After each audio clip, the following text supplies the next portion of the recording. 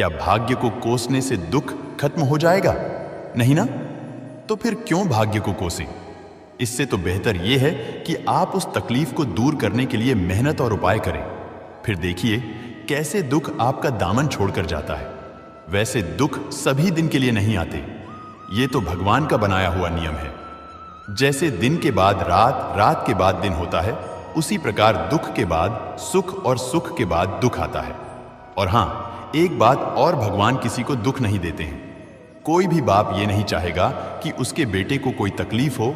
हम सबके पिता हमारे भगवान हैं और हम सब तो उनके बच्चे हैं। तो अब आप सोचिए, क्या भगवान हमें तकलीफ देंगे तो उन्हें पीड़ा नहीं होगी? वो भी यही चाहता है कि हमें कोई तकलीफ ना हो। हम अपने जीवन में कुछ गलतियां कर बैठते हैं जिसके कारण हमें तकलीफ झेलनी पड़ती है। श्री कृष्ण कहते हैं, भाग्य को कोसने से बस एक बहाना मिलता है। हमें अपनी जिम्मेदारियों से भागने का इसे बंद कर देना चाहिए और अपनी जिम्मेदारियों को समझिए। जैसे कोई विद्यार्थी पढ़ने के समय में खेलता है, अपनी पढ़ाई से दूर भागता है, बाद में जब परीक्षा का परिणाम अच्छा नहीं आता तो वह भाग्य को कोसता है।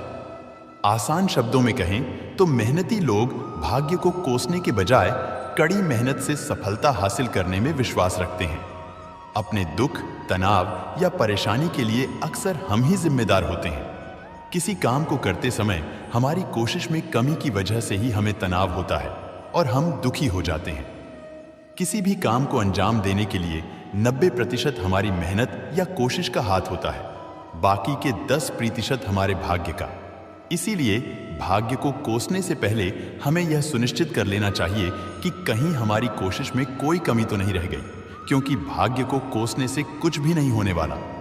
उल्टा आपकी जो उस परेशानी को दूर करने की क्षमता है वो भी घट जाएगी, क्योंकि आपका दिमाग उस परेशानी का हल ढूंढने के बजाय अपनी किस्मत को कोसने में ही लगा रहेगा। और वास्तव में जो समस्या वास्तव में उतनी बड़ी नहीं है, जिसका हल आप प्रयास करके निकाल सकते हैं, वह आपको असंभव सी प्रतीत होने लगेगी। अगर आज आप मेहनत कर रहे हो तो ऊंचाई पर चढ़ रहे हो तो शायद भाग्य सुनहरा कलम से लिखा जा रहा है। लेकिन कल अगर अच्छा चल रहा है और यह सोचकर कर्म करना छोड़ दिया, हो सकता है भाग्य के कलम से ही स्याही खत्म हो ही जाए या फिर कलम ही टूट जाए। यह वह स्थिति है जब इंसान अपने आप को बहुत ही असहज महसूस करता है और समस्या कोई भी हो सकती है, मगर इससे उबरना जरूरी है। अगर जब भी कभी ऐसी स्थिति का निर्माण हो तो हमें अपने रिश्तेदारों या मित्रों की सहायता लेनी चाहिए, और अगर कोई सहायता न भी करे तो हमें हिम्मत न हारते हुए अपने बलबूते पर उस समस्या से निपटने की कोशिश करनी चाहिए। सबसे ज्यादा तनावपूर्ण और परेशानी वाला जीवन एक ईमानदार आदमी भोगता है। सीधे पेड़ पहले कटता है और बुरे इंसान तनाव रहित और परेशानी मुक्त जीवन जीता है और अन्य के मुकाबले ज्यादा जीता है। एक बार ऐसा ही हुआ भगवान शिव के साथ। भस्मासुर ने शिव की तपस्या की और भगवान को खुश करके भस्म करने का वरदान ले लिया। उसकी नीयत खराब हो गई और शिव को ही भस्म करने पर उतारू हो गया। धरती के सबसे शक्तिशाली भगवान शिव के पीछे पीछे अब भस्मासुर भागने लगा और एक गुफा में घुस गया। जब यह खबर विष्णु जी को लगी तो वह दौड़े चले आए। भस्मासुर शिव को भस्म कर मां पार्वती को पाना चाहता था, तो विष्णु जी ने मोहिनी रूप लेकर एक स्थान पर नृत्य करने लगे। भस्मासुर ने सुंदर कामुक मोहिनी को देखा तो वहां पर उस मोहिनी के मोह में उलझ गया। मोहिनी बोली, मुझे तुमसे कोई ऐतराज नहीं है, बस मेरे साथ नृत्य करो और मुझे जीत लो। भस्मासुर तुरंत राजी हो गया, मोहिनी की तरह नृत्य करने लगा। मोहिनी की देखा देखी उसने भी अपने सर पर हाथ रख लिया और भगवान शिव के वरदान के अनुसार वह भस्म हो गया। इससे हमें यही पता चलता है कि शुभ चिंतक मित्र चाहने वाले कोई तो होगा जो आपकी स्थिति को बदल देगा या भगवान भेज देगा। ऐसा बहुत बार हुआ है जब किसी अनजान शक्ति ने लोगों की सहायता की है। इसलिए आप हौसला न खोएं, खुद पर विश्वास करें और मेहनत से पीछे न हटें। सहारा तो रोशनी का बड़ा होता है। अंधेरी रात में भगवान पर भरोसा रखें और भाग्य को न कोसें।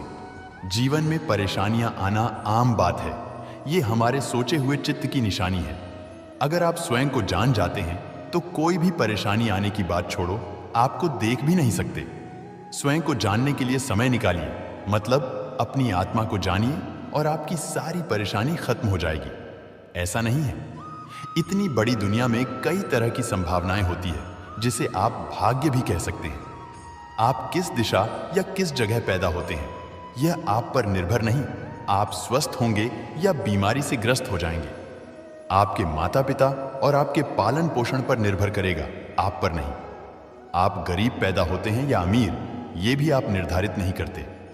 जीवन संभावनाओं का बहुत ही बड़ा खेल है, लेकिन जैसे टॉस हारने मात्र से खेल में हार नहीं होती या टॉस जीत लेने से जीत सुनिश्चित नहीं होती, उसी प्रकार गरीब पैदा होने से आप नहीं हारते।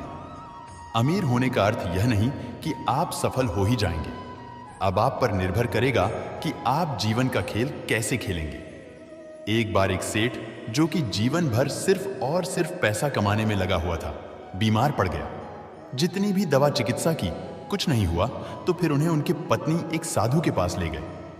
साधु उनको देखकर चिंतित हो गए। सेठ पूछा, क्या हुआ महाराज, कैसे ठीक होगी तबीयत? साधु बोले, आपका जीवन सिर्फ 6 महीने का है, उसके बाद मृत्यु योग है।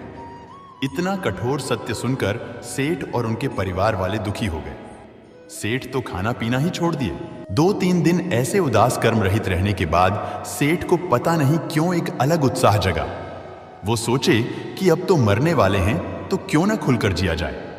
उन्होंने 6 महीने तक खूब दान धर्म सत्संग किया, अपने नौकर के बच्चों को पढ़ाने भेजा, अपने खर्च से हर दिन 50 से 100 लोगों को खाना खिलाया। ऐसे में उसके घर वाले चिढ़ने लगे कि सेठ सारी कमाई खत्म कर देगा। इसको लेकर उसके अपने बेटों के साथ झगड़ा हो गया। उन्होंने जिद करके अपने अपने हिस्से की जायदाद बांट ली। सेठ को तभी पता चला कि जिंदगी भर इतना मेहनत प्रपंच आदि करके जो पैसा वो कमाया था, उसके दुख में वही पैसा उसको सबसे अलग कर दिया। उसका मोह भंग हो गया और आग्रह करके धर्म किया। नए नए पेड़ लगाए, गौ सेवा किया। लोग भी उसे चंद महीनों में कंजूस सेठ से दयालु सेठ बुलाने लगे। अब और 15 दिन बाकी था उसके मौत का। सेठ अपना बचा हुआ घर और थोड़ी जमीन बीवी के नाम लिख दिया। 10 ब्राह्मण बुलाया, उन्हें खाना दिया और सन्यास ले लिया। सन्यासी बन सेठ गली गली घूमकर भगवान का नाम जपने लगा, मंदिरों में सोने लगा। अब उसे मृत्यु का भय भी नहीं था। उल्टा मरते हुए कैसे भगवान का नाम जपे, इसलिए सोना भी छोड़ दिया और नाम जाप करने लगा। आखिर में मृत्यु का दिन आया। सुबह ही सेठ नहा धोकर तपस्या में बैठ गया। नदी किनारे 1 दिन गया, 2 दिन गया, 3 दिन गया, मृत्यु नहीं हुई। सेठ रोज सोचता, आज शायद मृत्यु होगा, लेकिन होता ही नहीं। आखिर में ऐसा करके जब 5 दिन हो गए, सेठ मुश्किल से चलकर थोड़ा अनाज भीख मांगने गया। रास्ते में वह साधु महाराज मिले और उसकी मृत्यु के बारे में बोले, जो उसकी मृत्यु के बारे में बताया था। उसने साधु से पूछा, आप तो बोले थे हमारा मृत्यु होने वाला है, अभी हम मौत का इंतजार कर रहे हैं, लेकिन आ नहीं रहे। साधु सेठ से कहा, आप बताओ, इस 6 महीने में अपनी मौत को लेकर कितना डरे हो? सेठ ने कहा, पहले कुछ दिन को छोड़कर कभी नहीं। अभी तो गले लगाकर बैठा साधु पूछे, इतने दिनों में तबीयत कैसा है? सेठ को तभी एहसास हुआ, आजकल उसका तबीयत खराब रहता है, मानसिक रूप से तनाव में। अब सेठ को समझ में आया कि उसकी बीमारी उसके शरीर से अधिक उसके मानसिकता से जुड़ी थी, जिसको उसके कर्मों ने कुचल कर रखा था। अब सेठ शहर साधु का चरण स्पर्श किया और उनका शिष्य बनकर बाकी जिंदगी शांति से बिताया। ये कहानी भले ही काल्पनिक हो, लेकिन भाग्य कैसे मनुष्यों के कर्मों से जुड़ा है, उसके बेहतरीन ढंग से प्रतिपादित करता है। दोस्तों, आज के लिए इस वीडियो में बस इतना ही। अगर आपने इस वीडियो से कुछ भी सीखा है तो कृपया इस वीडियो को एक लाइक कर दें और कमेंट में जय श्री राधे कृष्णा जरूर लिखें। अगर आप इस चैनल पर नए हैं और आप ऐसी वीडियो और देखना चाहते हैं तो कृपया चैनल को सब्सक्राइब करें और नोटिफिकेशन बेल आइकॉन को ऑल पर सेट कर लें, ताकि हमारे सभी नए वीडियो के नोटिफिकेशन सबसे पहले आपके पास आ जाए। आपका समर्थन हमारे लिए बेहद ही महत्वपूर्ण है। श्री कृष्ण की कृपा आपके साथ सदैव बनी रहे। धन्यवाद। जय श्री कृष्णा।